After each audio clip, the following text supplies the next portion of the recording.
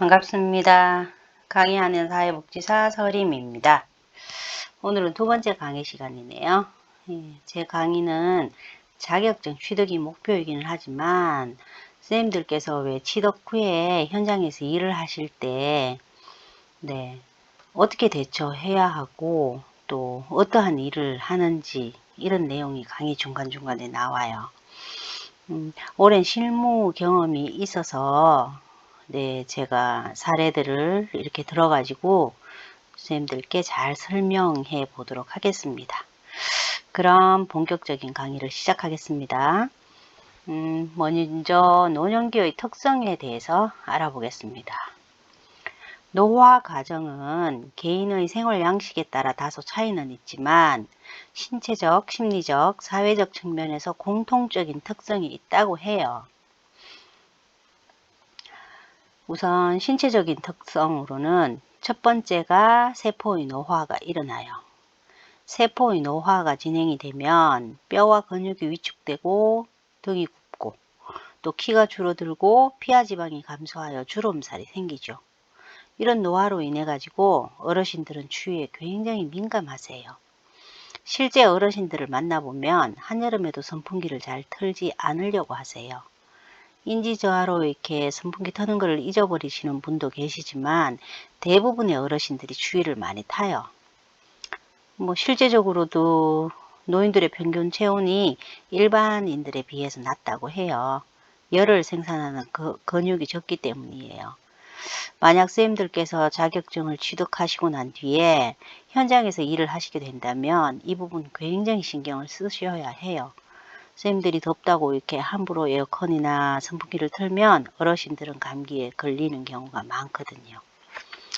그 다음 신체적 특징으로는 면역 능력이 저하됩니다. 잠재되어 있던 질병이 나타나거나 질병이 발생할 경우에 갑자기 상황이 악화되어 곤란한 일을 겪을 수도 있어요. 그러한 응급상황대처법은 나중에 공부하게 되고요. 이러한 공통적으로 겪는 신체적 특성 중 마지막은 잔존 능력이 저하돼요. 잔존 능력이란 일상에 필요한 능력 수준과 최대 능력과의 차이를 뜻해요. 그러니까 일상에 필요한 능력 수준이라는 거는 수저를 들어서 내가 밥을 먹을 수 있고 안방에서 일어나서 거실을 지나서 화장실을 가실 수 있고 이런 일상적인 활동을 하시는 데 드는 능력이고요. 그 다음에 최대 능력과의 차이, 그 차이가 이제 잔존 능력인데 최대 능력은 평상시에는 나타나지 않아요. 이 잔존 능력의 저하에 대해서는 시험에 가끔 나오거든요. 선생님들께서는 신체적 특성 중에서 잔존 능력이 저하되는구나 알고 계셔야 돼요. 이 잔존 능력은 긴급시 또 운동 중에 나타나는데요. 보통 그러니까 우리가 100m 달리기를 생각해 보시면 될 것 같아요. 평소에는 그렇게까지 빠르지 않은데 100m 달리기 할 때 왜 괴력 같은 힘이 나오잖아요. 그런 거. 전 실제로 잔존 능력이 발휘되는 어르신을 만나 뵌 적이 있어요. 한 5, 6년 전인가 6, 7년 전인가 그런 것 같은데 그 당시에 아흔이 훨씬 넘으신 어르신이었어요. 100세 가까이 되신. 이분은 치매 말기여가지고 당신이 누군지 이름도 나이도 몰라요. 나이가 얼마나 됐어요? 라고 물어보면 내가 60인가? 나 30살이야. 뭐 이렇게 대답을 하셨고요. 자식이나 며느리도 알아보지 못해요. 가끔 누구냐고 물어요. 아저씨 누구세요? 근데 늘 곁에 계시는 며느리는 그냥 가까운 사람이구나. 나를 봐주는 사람이구나. 이렇게 인지하시는 정도. 그리고 또 관절에 경직이 와가지고 혼자서는 아무것도 못했어요. 밥도 못 드셔가지고 이렇게 밥을 먹여드려야 됐는데 당연히 화장실도 못 갔죠. 근데 어느 날 이분이 일어나셨는데, 그러니까 며느리가 먼저 일어나가지고 항상 이렇게 시어머님 방을 들여다보고 기저귀를 바꿔드리고 뭐 이런 일을 하시는데, 그날 또 며느리가 이렇게 시어머님 방문을 열어보니까 늘 주무시던 잠자리 이렇게가 이렇게 볼록하더래요. 그런데 바로 밑에 또 시어머님이 이불도 안 덮고 누워 계시더래요. 그래서 이제 그 며느리가 무슨 일인가 싶어가지고 이불을 들춰보고는 깜짝 놀랐다는 거죠. 그때 이제 그 방 집 구조가 조금 긴 형태였는데 방구석에 이렇게 무거운 나무의 재질로 된 그 옷걸이가 긴 게 있었는데 그게 눕혀져 있더라는 거예요. 눕혀놓고 이불을 덮어놓고 계셨던 거죠. 그래서 이제 며느리가 놀라가지고 어머니 이게 뭐예요? 뭐예요? 물으니까 그냥 멀뚱멀뚱 계시다가 몇 번 물으니까 손님 이렇게 얘기를 하더래요. 평소에 이 시어머님 같은 경우에 손님 대접을 잘 하셨대요. 예, 독자 집안에 시집 오셔가지고 손님 대접을 굉장히 잘 하셨던 어르신인 거죠. 그러니까 환청, 환각, 그 치매 증상을 겪게 되면 나중에 이제 환청이나 환각 같은 경우, 환시 이런 걸 겪으시는데 그분한테도 이제 그 환각 증상이 있었던 거죠. 당신은 밤중에 그 손님으로 가만히 누워 계시다가 아마 이제 유초하기를 가만히 누워 계시다가 그 옷걸이가 길게 서 있는 게 손님으로 착각을 하셨던 것 같아요. 그래서 밤새 수저들 힘도 없으신 분이 그걸 밤새 옮겨다가 당신이 누워 계시던 침상, 그러니까 이제 낮은 옥매트 이런 거 깔려 있었거든요. 거기에 눕혀놓고 당신이 덮고 주무시던 이불까지 이렇게 탁 덮어 놓으신 거죠. 그리고 당신은 바닥에서 주무시고요. 예. 이게 바로 잔존 능력이라는 거예요. 예. 괴력이 발휘됐다라고 밖에 설명이 안 되는 거예요. 그 숟가락들 힘도 없어가지고 이렇게 밥도 먹여 드렸거든요. 예. 이런 잔존 능력을 파악하고 그 능력을 이렇게 유지할 수 있도록 돕는 게 선생님 일 중에서 참 중요한 일이거든요. 내가 모시는 어르신이 어떤 잔존 능력을 갖고 계시는지는 애정을 갖고 잘 살펴보셔야 돼요. 안 그러면 모르고 지나쳐요. 물론 24시간 다 같이 지내는 거 아니기 때문에 그래도 매일 이렇게 만나다 보면 보여요. 그 능력을 찾아내고 유지시키고 굉장히 중요한 일이에요. 그래서 이 부분은 시험에 늘 나와요. 그래서 신체적 특성 중에서 잔존 능력의 저하, 이건 항상 시험에 나오니까 선생님들께서 잔존 능력의 뜻, 그리고 저하된다. 요 정도. 일상생활에 필요한 능력 수준과 최대 능력과의 차이가 잔존 능력이라는 말 뜻이거든요. 요거 외워두셔야 돼요. 그 다음 신체적 특성으로는 회복 능력의 저하입니다. 다 저하되죠, 그죠? 이 말은 만성 질환에 따른 합병증으로 한번 병에 걸리면 쉽게 낫지 않는다는 뜻이에요. 마지막, 그 다음에 이제 비가역적 진행인데요. 오늘 배운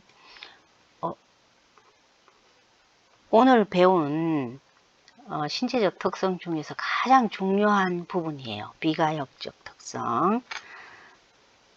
이것은 비가역적 진행이란 노화는 점진적으로 일어나는 진행성 과정이며 인간의 노력으로 노화의 진행을 막을 수 없다는 뜻이에요.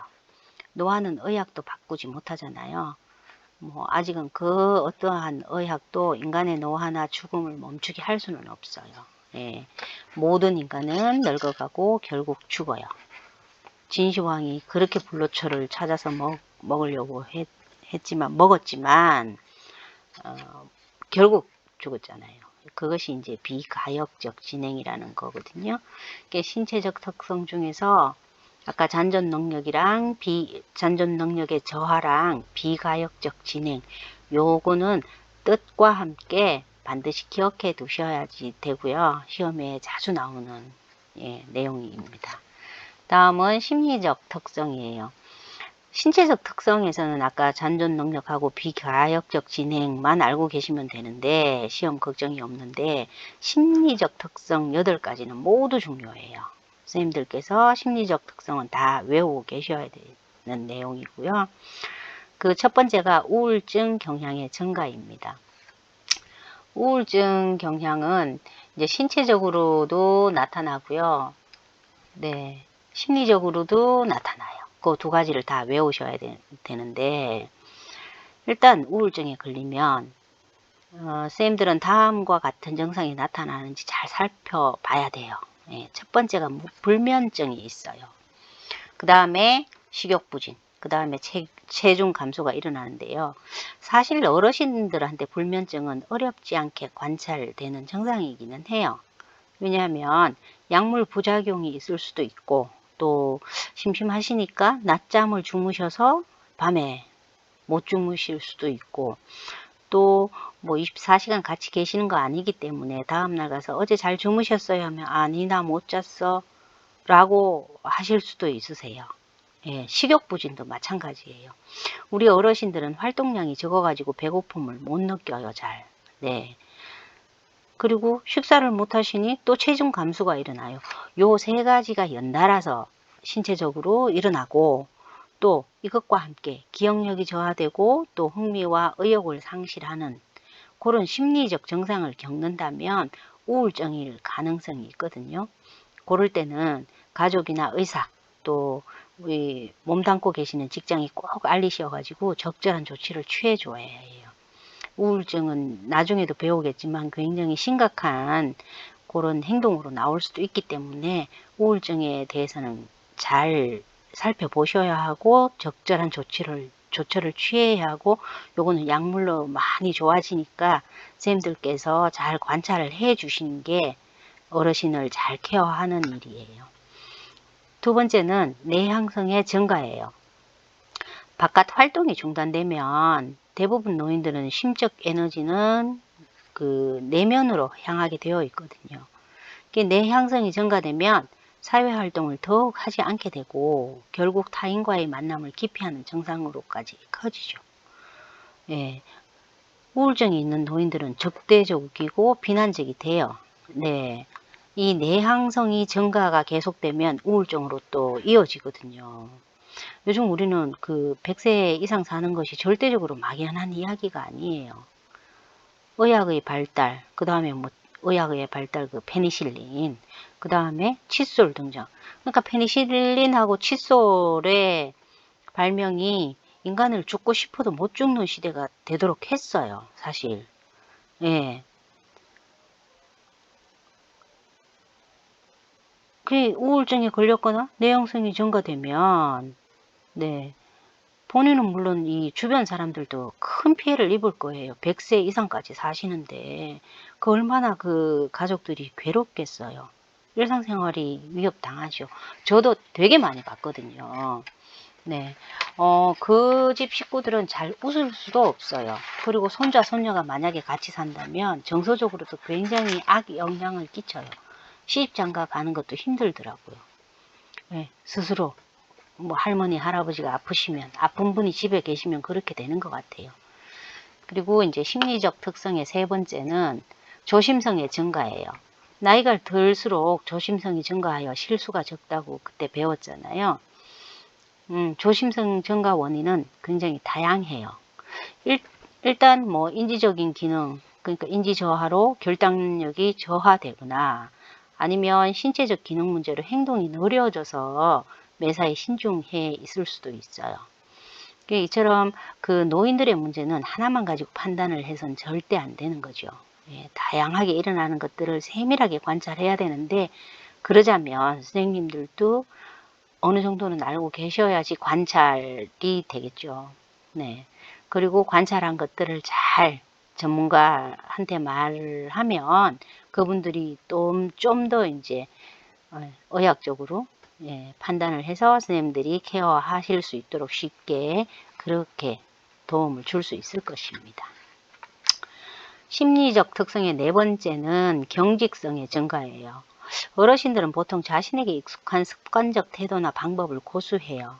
그래서 뭐 그러잖아요. 아유 진짜 저 영감탱이, 뭐 할망구, 융통성도 없고 고집은 진짜 온 것이 예, 뭐 어쩔 수 없어요. 어르신들은 새로운 변화를 싫어하고 도전적인 일을 꺼려요. 그게 어르신인 거예요. 그게 모든 기능이 조금씩 저하되어 있기 때문이에요. 인지 기능이 저하되면 새로운 걸 받아들이는 것이 어렵고요. 또 신체적으로도 마찬가지예요. 새롭게 뭔가를 익힌다는 것이 힘들죠. 뭐 시각이나 청각 모두 감퇴되어 있잖아요. 잘 보이지도 않고 잘 들리지도 않는데 뭐 어떻게 뭐 새로운 거를 받아들이겠어요. 또 자신감 저하되잖아요. 이 모든 것들이 다 복합적으로 작용해 가지고 노인의 문제는 일어나는 것 같아요. 그다음 5번째 심리적 특성은 생에 대한 회고의 경향인데요. 이 부분 진짜 이 부분은 중요한 것 같아요. 예. 이 생에 대한 회고의 경향. 지나온 일생을 떠올리는 것을 회상이라고 하는데요.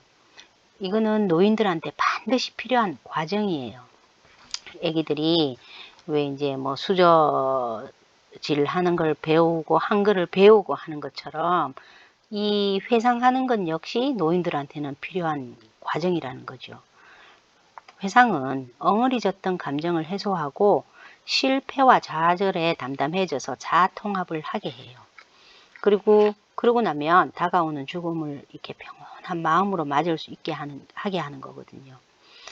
사실 우리 어르신들은 생에 대한 회고가 한을 풀어내는 과정이에요.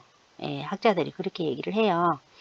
태평양 전쟁부터 해방, 뭐 6.25, 보릿고개, 그리고 뭐 IMF 굉장히 힘드셨잖아요. 얼마나 한들이 많겠어요. 그 가슴에 쌓인 한들이.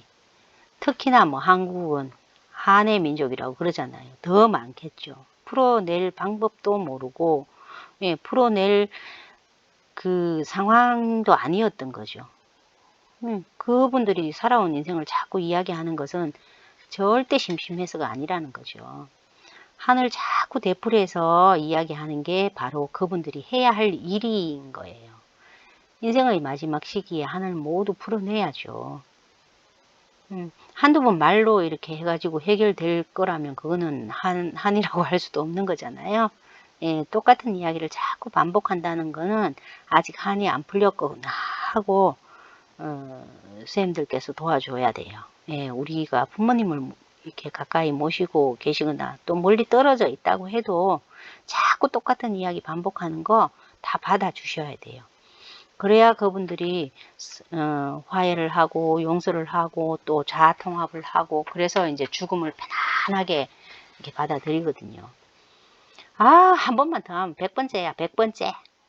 그렇게 응대하시면 안 된다는 거죠. 엉어리졌던 그 마음이 다 풀어지도록 그분들의 이야기를 잘 들어주는 것. 그게 자식이나 선생님들의 일이에요. 나중에 또 뭐 공부하겠지만 이런 걸 바로 정서 지원이라고 해요. 심리적 특성 6번째는 친근한 사물에 대한 애착심이에요. 자신이 사용해오던 친근한 사물에 대한 애착이 굉장히 강하거든요. 강해져요. 마치 어린아이들이 애착 인형을 찾듯이 어르신들도 찾는다는 거예요. 애착은 정서적 도움을 준다고 합니다. 주변이 변하지 않는다는 안도감, 또 세월 속에서 자기 정체감을 유지하고자 하는 본능과도 같은 거예요. 그래서 좋은 요양원은 어르신이 평소에 아끼시던 물건들을 가져오도록 해요. 그래서 그 어르신이 주로 사용하시는 방에 기존에 사용하시던 그 물건들을 이렇게 보면서 정서적으로 안정된 생활을 하실 수 있도록 해드리는 겁니다. 그 다음에 7번째 심리적 특성은 유산을 남기려는 경향이에요. 대부분의 사람들은 당신이 세상에 다녀갔다는 흔적을 남기고 싶어 하죠. 뭐 또 그 흔적 속에서 가치 있는 삶을 살았다 이렇게 인정을 받고 싶은 마음도 있대요. 이런 생각 때문에 뭐 혈육을 남기고 자기 자식들을 남기고 그 다음에 재산, 업적, 뭐 전통과 가치 등을 남기고자 하잖아요. 이건 본능과도 같은 것 같아요. 특히나 뭐 우리나라는 또 더 심하죠. 그 다음에 심리적 특성의 마지막은 의존성의 증가입니다. 이건 또 당연해요. 신체적으로 뭐 기능이 저하되어 있으니까 신체적으로 의존하죠. 내가 밥을 못 먹으니까 직접 못 떠서 먹으니까 이렇게 밥을 떠먹여 주기를 원하시고요. 나 화장실에 혼자 스스로 못 가니까 도움 받기를 원하시는 건 당연한 거고요. 그 다음에 경제 활동의 역할 상실로 또 경제적으로 의존하잖아요. 예. 너무 가난한데 많이 도와드려야죠. 그 다음에 인지 기능의 문제로 정신적으로 또 의존을 해요. 예, 내가 뭐 깜빡깜빡하고 이러니까. 네. 그 다음에 배우자나 친구 같은 중요한 사람을 또 상실하게 되는 경우가 많잖아요. 그럴 때는 사회적으로, 심리적으로, 정서적으로 또 상대방한테 의존을 하게 되죠.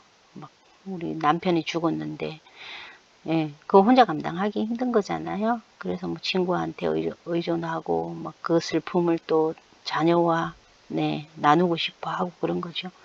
이게 의존성이 자꾸 증가된다는 거는 결국 점점 자신에 대해서 자신이 없어지는 것 같아요. 예. 다음은 이제 사회적 특성인데요. 사회적으로 변한 역할에 대해서 편안히 받아들이는 사람이 있는가 하면 상실감을 느끼며 위기를 맞는 분도 계셔요. 예, 우리는 그 첫 번째가 역할 상실을 보는데요. 선진국은 퇴직 10년 전부터 은퇴 이후의 삶에 대해서 프로그램을 통해서 많이 준비를 하거든요. 그래서 유럽 같은 경우에 보면 나는 젊었을 때보다 더 좋아 지금이 여유롭고 예, 자유롭고 훨씬 더 좋다고 하시는 분이 많아요. 근데 우리나라는 아직 많이 부족하죠. 역할 상실 중 가장 대표적인 것이 은퇴잖아요. 우리 어르신들의 경우에 사실 여성 할머니들은 좀 이렇게 직장 생활 하시는 분이 적어가지고 좀 덜 하신데, 남성인 경우에는 좀 심하게 예, 상실감을 느끼신다고 해요. 가족만을 위해서 열심히 일하신 분들이 많잖아요. 근데 이제 정작 은퇴하고 나니까 뭘 해야 되겠는지 모르겠다고 하시더라고요. 나는 갑자기 어딘가에 무인도에 떨어진 것 같은 느낌이 들어. 이렇게 말씀을 하시는 분도 계셨고요. 은퇴 전서부터 이 유럽처럼 이렇게 은퇴 이후에 어떻게 살아가야 되는지, 내가 하고 싶은 게 뭐였는지, 내가 할 수 있는 능력이 뭔지 이런 것들을 다 이렇게 예, 계획을 세워가지고 그렇게 살 수 있도록 해야 되는데 아직 좀 부족한 것 같아요. 그냥 자식들 챙기고 먹고 사느라 이렇게 바쁘고 그렇게 살다가 허둥지둥 사시다가 정작 당신을 위해서 살 수 있는 시간이 되었음에도 불구하고, 시기가 되었음에도 불구하고 그렇게 못 사신다는 거죠. 그리고 이제 사회적 두 번째 특성은 경제적인 빈곤이에요. 예. 일반적인 노인들은 대다수가 이렇게 호소해요. 너무 가난해가지고. 우리나라 노인 빈곤율은 OECD 국가 중 1위라고 하잖아요. 예, 그 빈곤율로 인해 노인 자살률도 덩달아 1위예요.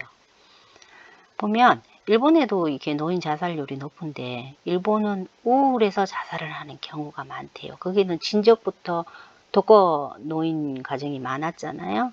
예, 많은데 우리나라는 너무 가난해서 비참해서 자살을 하신대요. 바로 생계형 자살자들이 많다는 거죠. 네. 그러니까 외국인이 본 한국인의 노인은, 예, 제가 언젠가 이렇게 책을 읽었는데 그 얘기가 나오더라고요.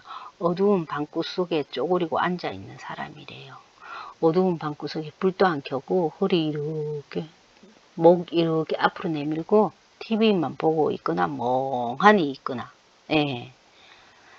이분들은 그냥 뭐 돈이 없으니까 사람들하고 교류도 끊고 인지도 또 저하가 되었고, 예, 그러니까 우울해지고 자살, 예, 이어지는 거죠. 악순환으로. 그 다음에 이제 사회적 특성 세 번째는 유대감 상실입니다. 퇴직에 따른 사회적 관계의 축소, 그 다음에 친구나 친인척 관계도 줄어들죠. 이렇게 단순화된 관계는 고독감, 우울감 이런 걸 만들고 그것이 또 자살로 이어지게 돼요. 지난 10년간 그 노인 자살률을 조사한 걸 제가 이렇게 보니까 여자보다는 남자가 높대요, 훨씬. 그리고 뭐 12월보다 3월과 5월에 자살을 많이 한대요. 그 막 폭풍이 휘몰아치는 동지 섣달 기나긴 밤을 웅크리고 앉아서 겨우겨우 이렇게 이제 보냈는데, 예, 꽃 피고 새 울고 날씨 따뜻해지는 걸 이렇게 바깥에 이렇게 보니까 함께 그 풍경을 볼 사람도 없고 나갈 돈도 없어요. 그러니까 절망감이 얼마나 더 커지겠어요. 예. 그래서 이제 자살을 하신다는 거죠. 그리고 또 이거는 뭐 의학적으로는 잘 모르겠지만 이건 자살을 하고 상관없이 노인들의 사망 시기도 보면 3월과 5월 그 사이가 참 많거든요. 네, 그것도 제가 어디선가 이렇게 본 적이 있는데 이 주변의 만물들이 봄이 되면 이제 막 서로 잎 피우고 이렇게 하려고 주변 기를 다 빼앗는다는 거죠. 그러니까 이제 뭐 그 기가 쇠약해진 우리 어르신들이 거기에 기를 빼앗겨서 그때 또 많이 돌아가신다고 제가 본 기억이 나네요. 아이고, 네. 그 다음에 사회적 특성 마지막은 사회적 관계의 위축이에요. 만성질환과 신체적 노화에 따라서 관계 맺는 것에 부정적으로 작용하기 때문이죠. 고혈압이나 당뇨나 관절염 이런 거 있어가지고 이런 만성 질환 때문에 바깥 출입이 좀 용이하지 않고 뭐 약도 챙겨 드셔야 되고 뭐 그러잖아요. 그런 것은 말할 것도 없고요. 그다음에 뭐 남성 경우에는 전립선, 여성은 요실금 이런 것들도 거의 다 이렇게 덩달아서 따라오거든요. 활동이 제한되잖아요. 제가 언젠가 시내버스를 한번 탔는 적이 있는데요. 냄새가 굉장히 나는 거예요. 뒤를 돌아봤더니 할아버지가 이렇게 엉거주춤 그냥 어쩔 줄을 몰라 하면서 앉아 계세요. 아마 그 기저귀는 차셨던 것 같아요. 새어 나오지는 않았기 때문에 그 자리에서 그냥 이렇게 대소변을 보신 것 같아요. 냄새가 굉장히 했거든요. 예, 근데 참 다행스러운 거는 그 버스 안에 있는 사람들도 이렇게 보기는 했지만 뭐라고 한 분은 없으셨는데 그래도 어쨌든 노인 그분은 안절부절 뭐 어쩔 줄을 몰라 하셨죠. 그런 것들 때문에 외출 잘 못하시는 것 같아요. 예. 그다음에 또 뭐 인지적으로 문제 있으면 움직이는 것을 굉장히 귀찮아해요. 이분들은. 네. 그래서 결국 경제활동 못해서 가난하고 또 나이 들면 찾아오는 질병 때문에 사회적 활동 줄어들게 되고 그게 줄어들면 유대감이 상실되고 또 우울증 생기고 그러면 또 자살하고 싶어지고 이게 다 이렇게 되돌이표? 예, 이렇게 복합적인 것 같아요. 일단 오늘 수업은 여기까지고요. 노년기의 특성편은 시험이 항상 나오는 단락이고 그 중에서도 신체적 능력에는 아까 잔존 능력과 비가역적 진행, 그 다음에 심리적 특성 8가지 모두 골고루 출제되고 있거든요. 이렇게 동영상을 한번 다시 이렇게 보시고 네, 잘 기억해 두시면 좋을 것 같아요. 네, 다음 시간에 만나요. 고생하셨습니다.